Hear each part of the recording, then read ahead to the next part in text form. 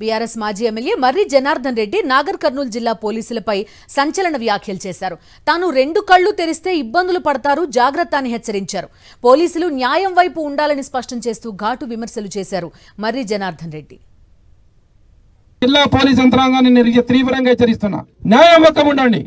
మీకు ఇక్కడ జిల్లా పోస్ట్ కందనూరులో కాకపోతే ఇంకా గొప్పగా పోస్ట్ చేస్తుంది. మంచి పని చేస్తే ప్రభుత్వం గుర్తించి మీకు హైదరాబాద్లో పోస్టింగ్ ఇస్తుంది.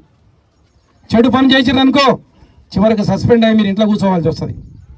మీకు భార్య పిల్లలు ఉన్నారు, మీకు కుటుంబాలు ఉన్నాయి, వాళ్ళు మీకు పోస్టింగ్లు ఇచ్చారని చెప్పి వాళ్ళకు అనుకూలంగా పనిచేసి తప్పుడు పనులు చేసి మీరు చేస్తుంటే మంచి పద్ధతి కాదు. ఇకనైనా మార్చుకోండి.